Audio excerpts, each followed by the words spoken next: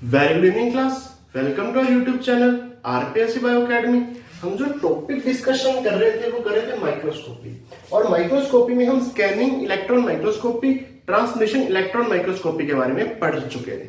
अब हम electron microscopy में आगे चलते हैं, नंबर 3 पे आते हैं।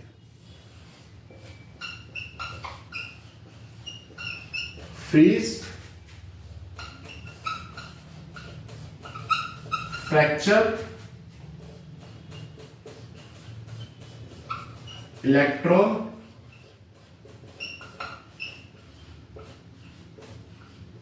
Microscopy. Freeze, fracture, electron microscopy, इसके बारे में बात करते हैं। सबसे पहले फ्रीज। फ्रीज का मतलब होता है क्या?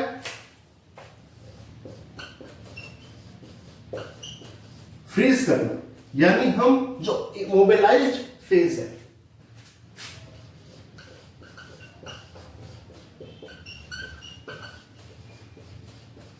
ऐसी फेज जो मोबिलाइज्ड फेज है उससे इमोबिलाइज्ड फेज में चेंज करेंगे।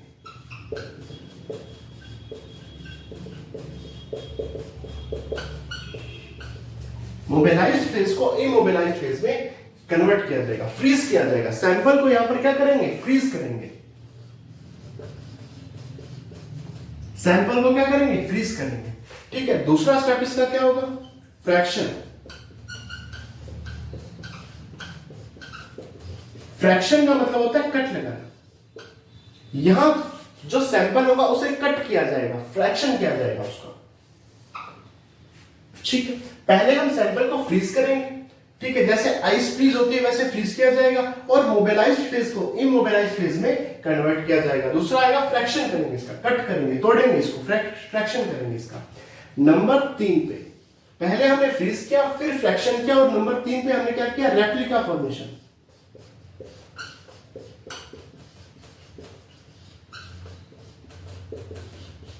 रेप्लिका का फॉर्मेशन किया। ठीक है, रेप्लिका का निर्माण किया। रेप्लिका फॉर्मेशन के बाद जो लास्ट स्टेप होगा वो होगा टीईएम के सहायता से इसकी स्टडी करना। यहां पर सैंपल को पहले फ्रीज किया जाता है, फिर फ्रैक्शन किया जाता है, फ्रैक्शन यानी फ्रैक्चर किया जाता है, कट लगाया जाता है, फिर रेप्लिका का फॉर्मेशन किया जाता है, और फिर टीईएम ट्रांसमिशन इलेक्ट्रॉन माइक्रोस्कोप द्वारा इसकी स्टडी की जाती है। अब एक एक स्टेप को डिटेल में समझते हैं।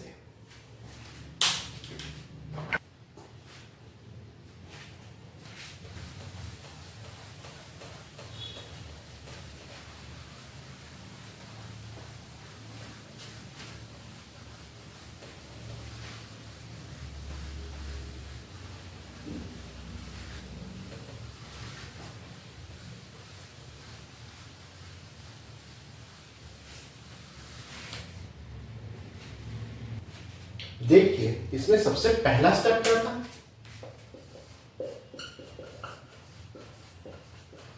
फ्रीज करना।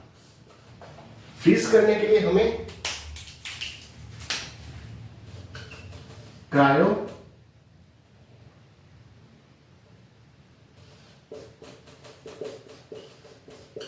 फिक्सेशन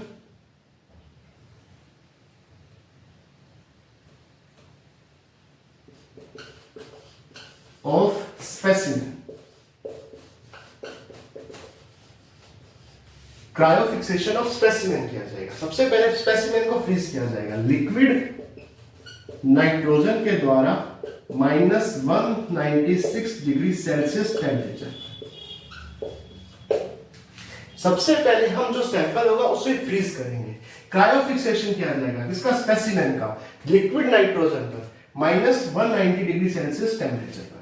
देखिए, यहां पे जो मोबिलाइज्ड फेज है, जहां मूवमेंट हो रही है, उसे इमोबिलाइज्ड फेज में चेंज किया जाएगा। बेसिकली यहां पर जिसकी सबसे ज्यादा स्टडी की जाती है वो की जाती है सेल मेम्ब्रेन की। सेल मेम्ब्रेन की स्टडी यहां पर बेसिकली सबसे ज्यादा की जाती है। फ्रीज करने के बाद नंबर 2 पर फ्रैक्शन करेंगे।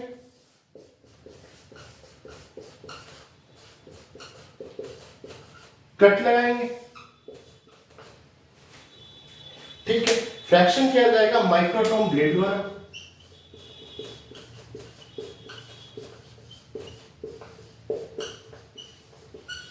माइक्रोटोम ब्लेड द्वारा। देखिए मैं पहले ही बात कर चुका हूं कि फ्रीज फ्रैक्शन इलेक्ट्रॉन माइक्रोस्कोपी में जो स्टडी की जाती है वो सेल मेम्ब्रेन की स्टडी की जाती है। जैसे ये सेल मेम्ब्रेन है,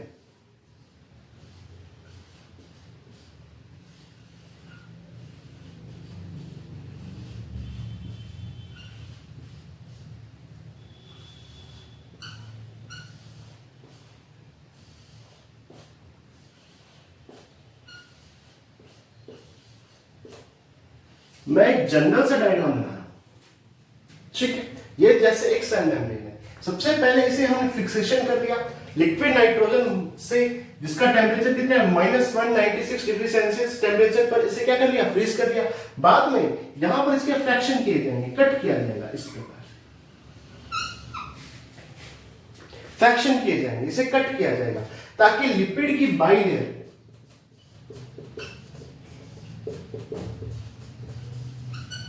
सिंगल लेयर में कन्वर्ट की जा सके।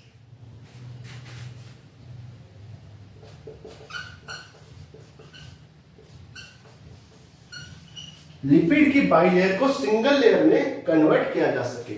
और जो प्रोटीन धसी हुई है, एम्बेडेड प्रोटीन है, धसी हुई प्रोटीन है, एम्बेडेड प्रोटीन, उसकी स्टडी की जा सके, ठीक। माइक्रोटोम ब्लेड के द्वारा लिपिड बाइलेयर को सिंगल लेयर में कन्वर्ट किया जाएगा ताकि एम्बेडेड प्रोटीन, धसी हुई प्रोटीन या यहां पर जो फॉस्फोलिपिड है उसकी स्टडी की जा सके। तो पहला आ गया फ्रीज, दूसरा आ गया फ्रैक्शन, तीसरा क्या आएगा, रेप्लिका फॉर्मेशन। उसे देखिए,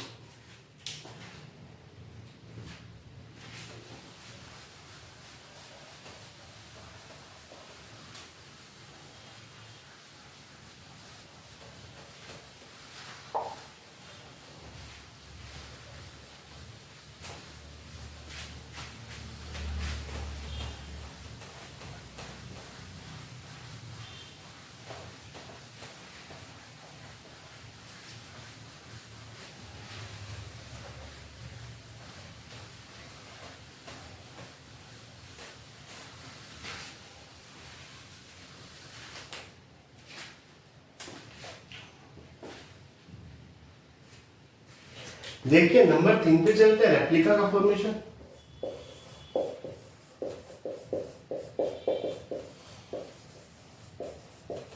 रेप्लिका को जनरेट करना है, रेप्लिका को बनाना, फॉर्मेशन करना रेप्लिका की। रेप्लिका का फॉर्मेशन कैसे किया जाएगा, जैसे ये एक सैंपल है,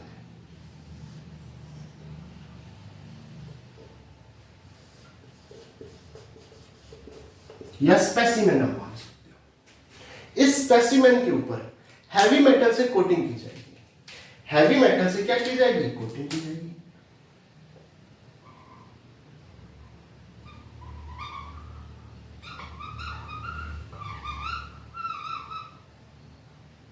ये हैवी मेटल,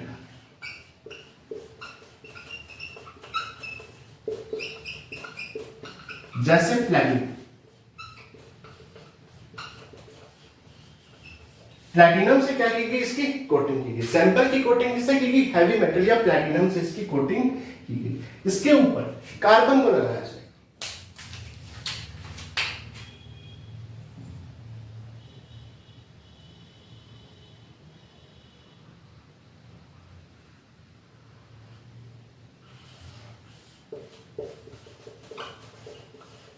किसको लगाया जाएगा, कार्बन को लगाया जाएगा। ये कार्बन क्या करेगा, कार्बन इसे स्ट्रेंथ प्रदान करेगा। क्या करेगा, स्ट्रेंथ प्रदान करेगा। सैंपल के ऊपर हैवी मेटल की कोटिंग की गई, जैसे प्लैटिनम। प्लैटिनम के ऊपर कार्बन की कोटिंग की गई, ठीक है। और जो सैंपल होगा उसे क्या कर दिया जाएगा, डिस्ट्रॉय कर दिया जाएगा।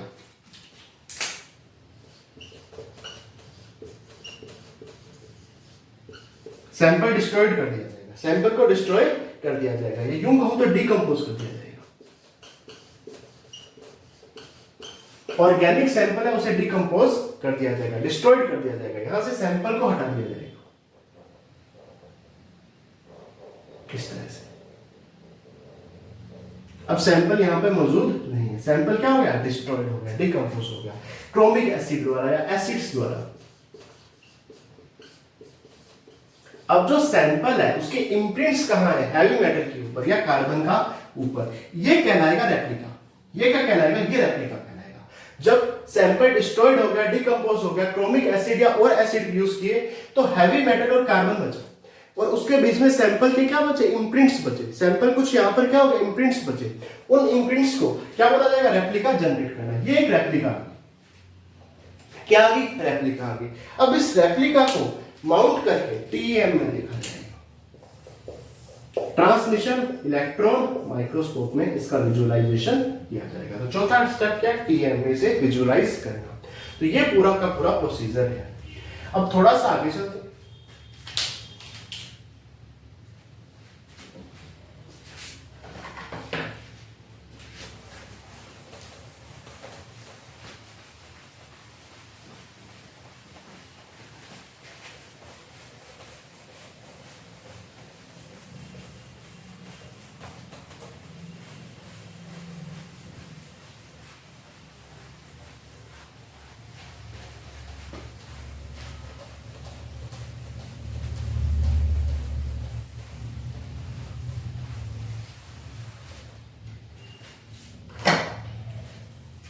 देखिए इसके साथ साथ हम यहां पर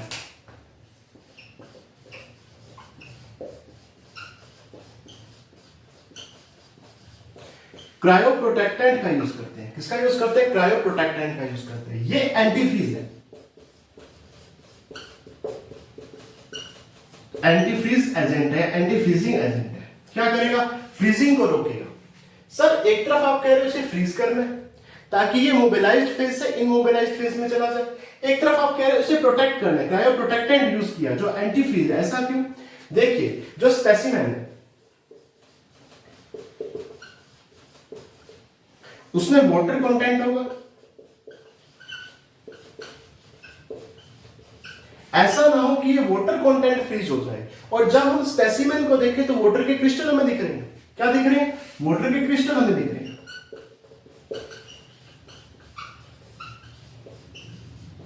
तो वाटर के क्रिस्टल हमें ना दिखे, ऐसा ना हो कि हम देख तो रहे सैंपल को, देख तो रहे स्पेसिमेन को, हमें वाटर के क्रिस्टल दिख रहे हैं। तो वाटर जो है, जो वाटर का कंटेंट है स्पेसिमेन में, उन्हें फ्रीज ना किया जाए, उन्हें एंटी फ्रीजर एजेंट या क्रायो प्रोटेक्टेंट का यूज किया जाता है, क्रायो प्रोटेक्टेंट का यूज किया जाता है ताकि वाटर के क्रिस्टल हमें ना दिखाई दे।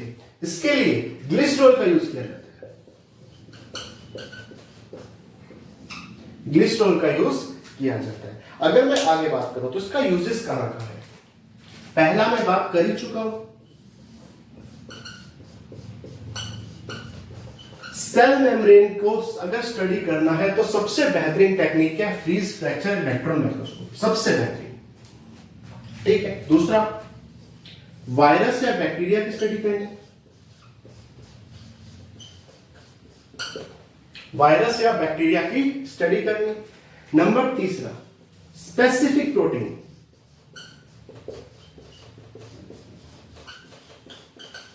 के फंक्शन की स्टडी करनी।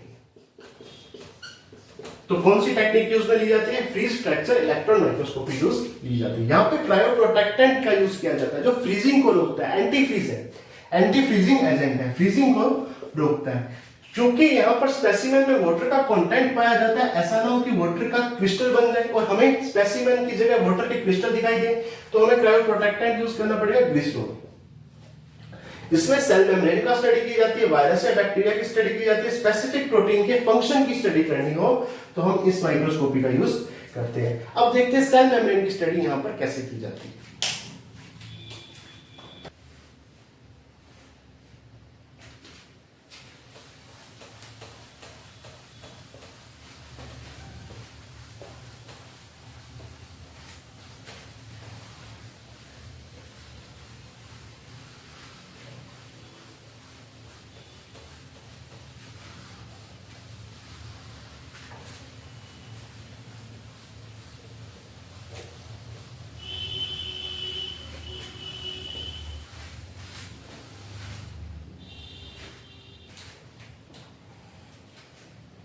देखिए अगर मैं सेल मेम्ब्रेन की स्टडी की यहां पर बात करूं तो मान लीजिए ये सेल मेम्ब्रेन है,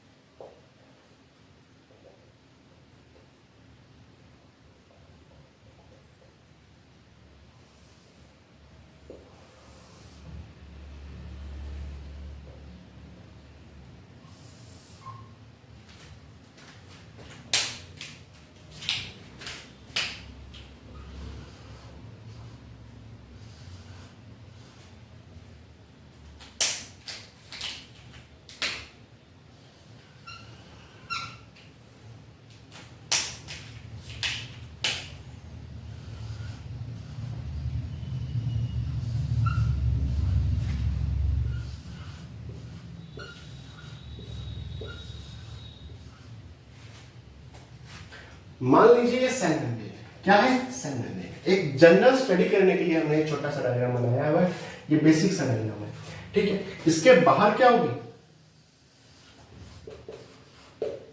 सेल वॉल।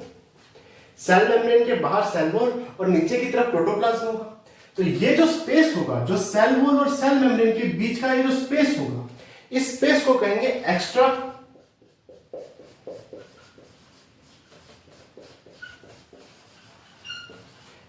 Cellular space. क्या कहेंगे? एक्स्ट्रा सेलुलर स्पेस कहेंगे। और नीचे क्या है? प्रोटोप्लाज्म।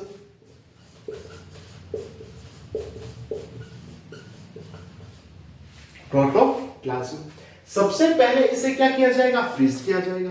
फ्रीज करने के बाद यहां पर इसे कट किया जाएगा। तो कट कैसे करेंगे?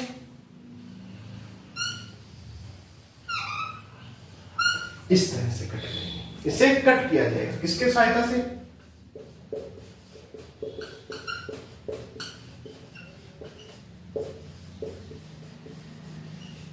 माइक्रोटोम ब्लेड की सहायता से। माइक्रोटोम ब्लेड की सहायता से इसे कट किया जाएगा। यहां पर दो फेस बनेंगे। एक फेस तो ऊपर वाला बनेगा,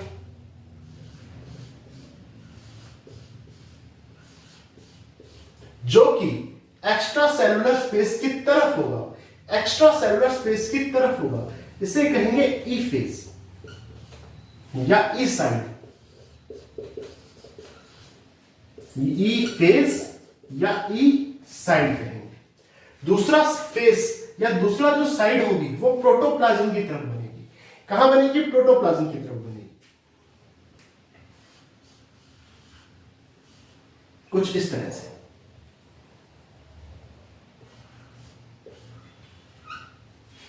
ये वाला इसे कहेंगे कौन सा फेस आएगा? ये प्रोटोप्लाज्मिक फेस या प्रोटोप्लाज्मिक साइड कहेंगे।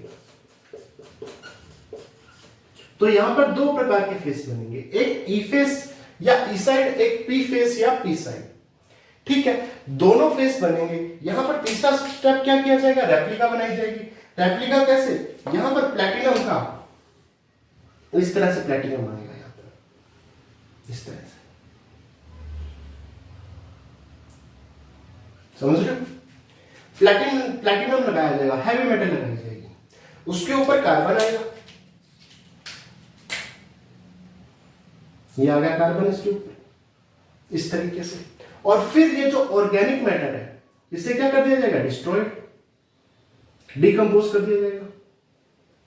और ये जो इम्प्रिंट्स होंगे, जो इसके ऊपर इम्प्रिंट्स होंगे, इनकी स्टडी टीईएम के द्वारा की जाएगी। इनकी स्टडी टीईएम के द्वारा की जाएगी। तो ये आपकी फ्रीज फ्रैक्चर इलेक्ट्रॉन माइक्रोस्कोपी। ठीक, अब आगे चलते हैं।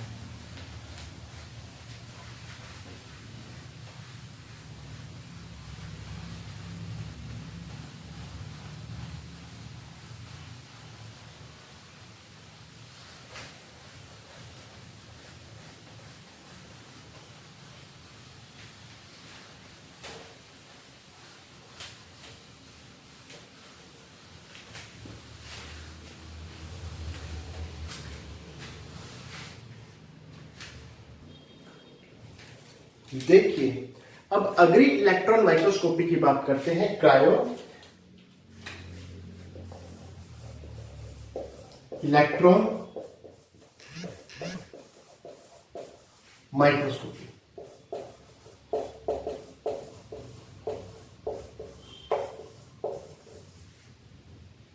या इसे क्रायोजेनिक इलेक्ट्रॉन माइक्रोस्कोपी भी कहते हैं। क्रायोजेनिक इलेक्ट्रॉन माइक्रोस्कोपी भी कहते हैं। देखिए, जब हमने टीईएम को पढ़ा, ट्रांसमिशन इलेक्ट्रॉन माइक्रोस्कोपी को जब हमने पढ़ा था, तो सबसे पहले हमने वैक्यूम को क्रिएट किया था और हाई एनर्जी की इलेक्ट्रॉन बीम को लगा।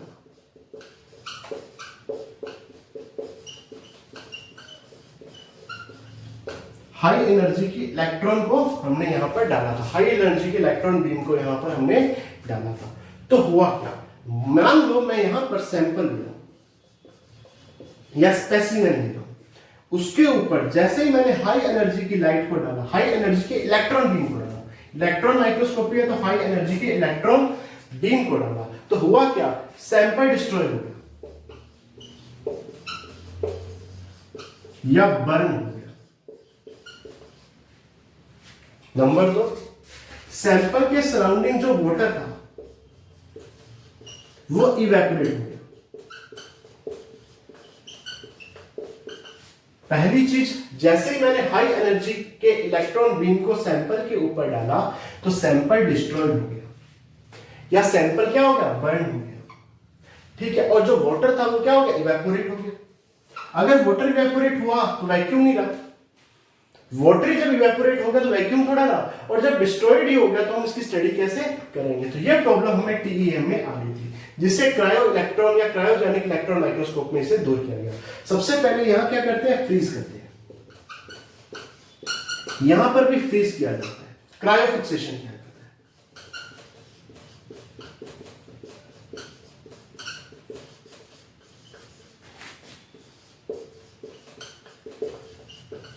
स्पेसिमेन का क्रायो फिक्सेशन किया जाता है। फिर नंबर 2 पर यहां पर लो एनर्जी की लाइट को डाला जाता है।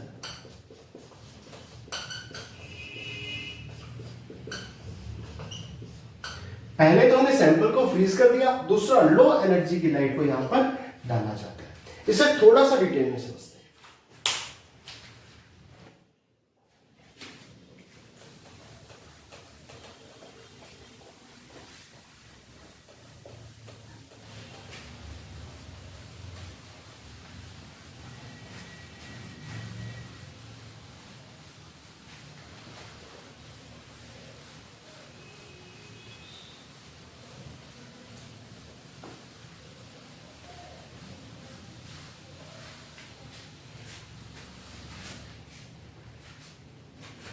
देखिए यहां पर सबसे पहले हमने क्या किया, सैंपल या स्पेसिमेन को फ्रीज किया। कैसे फ्रीज किया, वही लिक्विड हाइड्रोजन था, -196 डिग्री सेल्सियस टेम्परेचर पर। ठीक है, यहां पर जो फ्रीज होगा वो सो क्विकली होगा कि जो वाटर होगा उस पे क्रिस्टल बन ही नहीं पाएंगे। इतना क्विक यहां पर फ्रीज होगा कि वाटर के क्रिस्टल जो होंगे फॉर्म नहीं हो पाएंगे, वाटर के क्रिस्टल ही नहीं बन पाएंगे। तो क्या बनेगा, यहां पर वाटर एक ग्लास के रूप में काम करेगा। वाटर क्या काम करेगा, ग्लास के रूप में काम करेगा, और लो एनर्जी की इलेक्ट्रॉन बीम यहां पर काम में आएगी।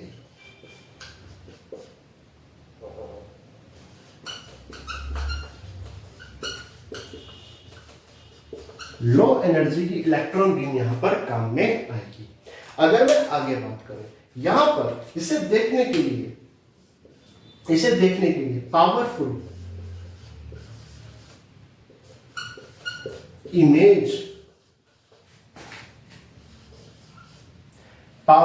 इमेज एनालिसिस एल्गोरिथम काम में आता है। पावरफुल इमेज एनालिसिस एल्गोरिथम काम में आता है, जो यहां पर रिजोल्यूशन पावर को इंक्रीज कर देता है, या यूं कहूं तो रिजोल्यूशन पावर को बहुत ज्यादा इंक्रीज कर देता है, और यहां पर जो इमेज बनती है 2D की, उसे 3D में कन्वर्ट करता है। 2D इमेज को किसमें कन्वर्ट किया जाता है, 3D इमेज में कन्वर्ट किया जाता है। किसके द्वारा, पावरफुल इमेज एनालिसिस एल्गोरिथम द्वारा। देखिए, सैंपल या स्पेसिमेन को फ्रीज किया जाता है, लिक्विड नाइट्रोजन जिसका टेम्परेचर कितना होता है, -196 डिग्री सेल्सियस। ठीक है, ये सो क्विकली वाटर में चेंज हो जाता है, यानी जो वाटर होता है वो सो क्विकली ऐसे बदलता है यहाँ पर कि वाटर के क्रिस्टल नहीं बनते, बल्कि ये ग्लास के रूप में काम करता है। यहाँ पर लो एनर्जी की इलेक्ट्रॉन बीम काम में आती है। यहाँ पर पावरफुल इमेज एनालिसिस एल्गोरिथम काम में आता है, जो रिजोल्यूशन पावर को बहुत ज्यादा इंक्रीज कर देता है और 2D इमेज को 3D इमेज में कन्वर्ट करता है। अब आगे चलते हैं।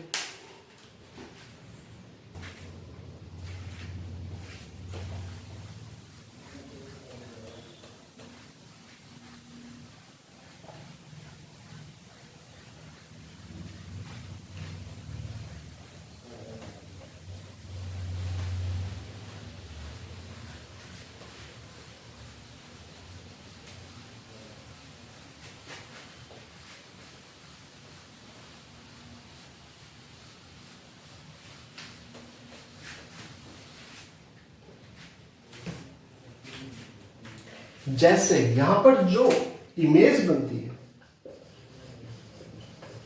वो 2D में थाउजेंड्स इमेज, जो इमेज 2D में बनती है 1000 इमेज, जो कि अलग अलग एंगल से होती है, डिफरेंट एंगल से होती है। डिफरेंट एंगल की 2D इमेज जो कि बहुत थाउजेंड्स में होती है, वो डिफरेंट एंगल की इमेज कंबाइन होकर 3D इमेज में चेंज होती है।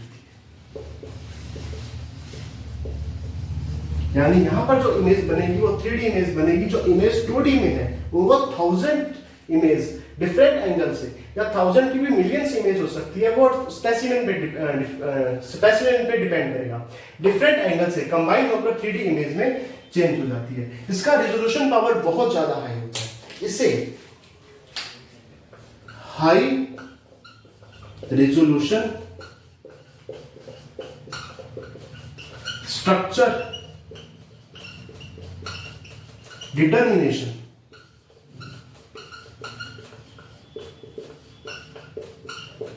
टेक्निक भी कहते हैं। यहां पर जो रिजोल्यूशन पावर है वो बहुत हाई होता है, इसीलिए इस टेक्निक को high resolution structure determination technique भी कहते हैं। ठीक है, अगर मैं बात करूं तो यहां पर रिजोल्यूशन पावर इतना हाई होता है कि इसे रिवोल्यूशन भी कहते हैं। यानी रिजोल्यूशन का क्या होगा, रिवोल्यूशन रिवोल्यूशन भी कहते हैं। तो ये खत्म हो गया क्रायोजेनिक इलेक्ट्रॉन माइक्रोस्कोपी या क्रायो इलेक्ट्रॉन माइक्रोस्कोपी। अब हम प्रीवियस ईयर क्वेश्चंस की बात करते हैं।